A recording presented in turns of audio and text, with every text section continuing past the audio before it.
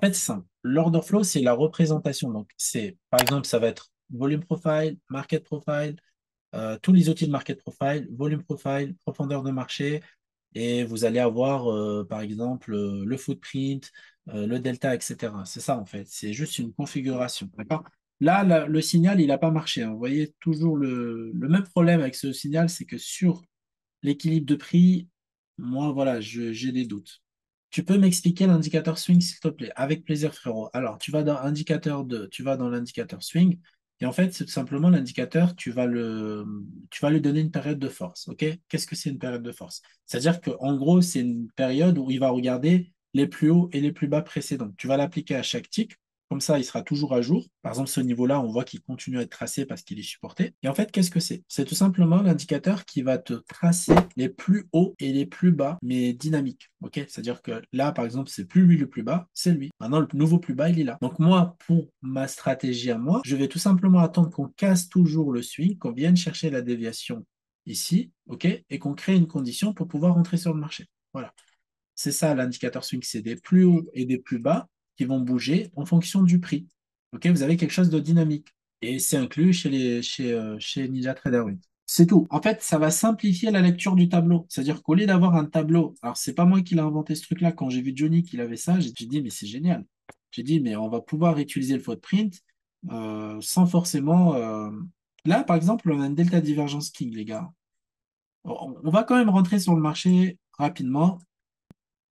On va rentrer rapidement. En fait, sur le carnet, là, vous pouvez gérer votre position. Ok, vous pouvez faire ça pour éloigner le SL, etc., etc. Juste, je vais afficher mon truc, ok, les gars? Comme ça, j'ai directement ça ici. Là, on a une petite condition parce qu'on a une petite cassure, mais comme je l'ai dit tout à l'heure, c'est un peu risqué parce que c'est retour à l'équilibre, d'accord? C'est-à-dire que c'est pas un signal que j'aime bien, malheureusement. Allez, on a une première petite bougie de confirmation. On va se faire TP1, pas rester trop longtemps dans le marché. Dommage, dommage. Et le TP2, on va le mettre par là. Allez, ça serait bien qu'on se fasse exécuter un TP1 rapidement. Ça hésite, hein, mais là, on a eu la confirmation. Ok, c'est-à-dire que là, on a la delta divergence king. Alors, sur la moyenne d'équilibre, ce que je déconseille si vous n'avez pas beaucoup d'expérience avec la stratégie. Et derrière, on a une deuxième confirmation, c'est le point of control et l'orientation du prix vers le bas. En fait, on a un point of control de plus en plus bas.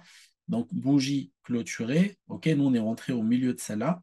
Donc, maintenant, on attend que le marché, en fait, nous donne notre TP1, en fait. Tout simplement, on le demande encore quelques ticks. On va se garder ça juste au-dessus de la zone de valeur. Hop, allez, voilà, comme ça. Parce que s'il repasse au-dessus, c'est l'invalidation du scénario. C'est-à-dire que là, en fait, on n'a pas besoin d'avoir un stop loss au-dessus, là ou quoi. Non. Là, le stop loss, c'est en fonction de ce qui s'imprime dans le footprint. OK? Parce que le footprint, c'est tout simplement les intervenants. C'est l'impression des intervenants ici. Vous avez des intervenants là, etc., etc. OK, le delta, il est toujours négatif ici. Et donc, à chaque fois, on est à un tick du TP. J'attends une vente sur le dos. Nanani, nanana. Alors, toujours pas le dos, c'est un peu loin. Moi, ma zone sur le dos, elle est là, hein. Alors là, on est en trois contrats. Pourquoi? Parce que c'est un compte à 50 000, les gars. Sur les comptes à 50 000, on peut mettre un peu plus de contrats pour gagner en moyenne 300 dollars par jour ou perdre. Par exemple, là, si on perd, attends, bah, juste. Ah, dommage. Dommage parce qu'on a frôlé le TP et en fait, et on va chercher cette zone-là. Et je pense que si là, on clôture comme ça, c'est mort. On va se faire SL. Ok, on revient au positif. C'est bien. Allez, TP1, on a déjà fait je sais pas, peut-être 150 dollars. Donc là, on va pouvoir se mettre tout simplement juste au-dessus de la zone de valeur. Regardez ici. On a la zone de valeur qui est là. Juste là, on a une zone de valeur. Ah merde, j'ai pris l'ordre, sauf exprès. Hop, ici, là. OK? Là, on a une zone de valeur. OK? On voit que ça s'est bien bataillé. On voit le point of control de plus en plus bas. OK, c'est parfait. Maintenant, ce qu'on veut, c'est que le marché continue à descendre comme ça et qu'on se déplace encore une fois au-dessus de la zone de valeur. C'est-à-dire que de là, on va passer à là. et pour aller chercher le TP final, tout simplement. OK? Voilà, c'est pas mal, c'est pas mal. Vraiment, je vais anticiper. Je vais anticiper, je mets mon SL à peu près par là.